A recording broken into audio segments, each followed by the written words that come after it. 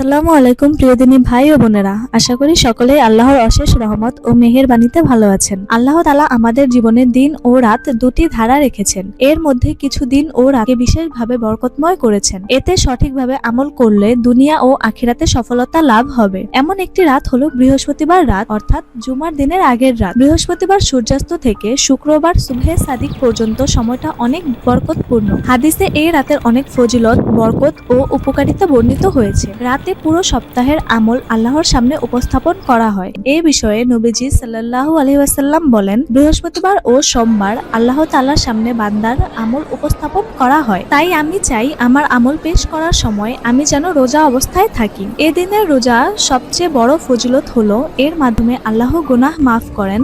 আবু হুরায়রা রাদিয়াল্লাহু তাআলা আনহু থেকে বর্ণিত, তিনি বলেন, মহানবী সাল্লাল্লাহু আলাইহি ওয়াসাল্লাম সোম ও বৃহস্পতিবার রোজা রাখতেন। নবীজিকে জিজ্ঞাসা করা হলো, হে আল্লাহর রাসূল, আপনি সোম ও বৃহস্পতিবার রোজা রাখেন, এর কারণ কি? মহানবী সাল্লাল্লাহু আলাইহি ওয়াসাল্লাম বললেন, সোম ও বৃহস্পতিবারে আল্লাহ সব মুসলিমকে ক্ষমা করে দেন, তবে ওই দুই ব্যক্তি যারা একে অপরকে বর্জন করেছে তাদের সম্পর্কে আল্লাহ বলেন, পরস্পর মিলে যাওয়া পর্যন্ত এদেরকে আপন অবস্থায় ছেড়ে দাও। যে মুসলমান পরস্পরের সাথে ঝগড়া করে ও অন্যের প্রতি রাগান্বিত হয় তাদের এই রাতেও ক্ষমা করা হবে না। একইভাবে আত্মীয় স্বজনের সাথে সম্পর্ক ছিন্নকারীকেও এ রাতে ক্ষমা করা হবে না। এই কারণে নবীজি সাল্লাল্লাহু আলাইহি ওয়াসাল্লাম কোনো মুসলমানকে অন্য মুসলমানের সাথে 3 দিনের বেশি রাগ করে থাকতে নিষেধ করেছেন।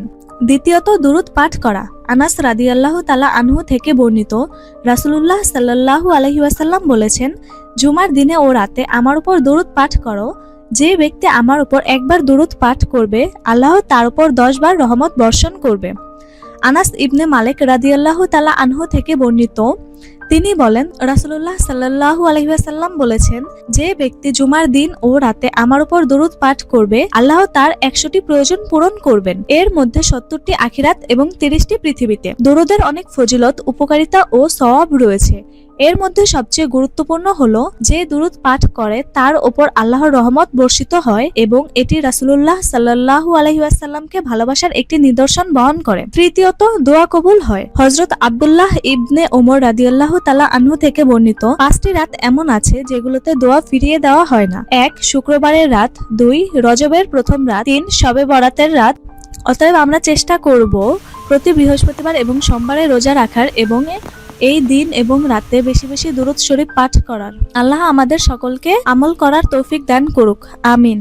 ভিডিওটি ভালো লাগলে অবশ্যই লাইক, কমেন্ট এবং শেয়ার করবেন এবং প্রতিদিন নতুন নতুন ইসলামিক ভিডিও পেতে আমাদের চ্যানেলটি সাবস্ক্রাইব করুন।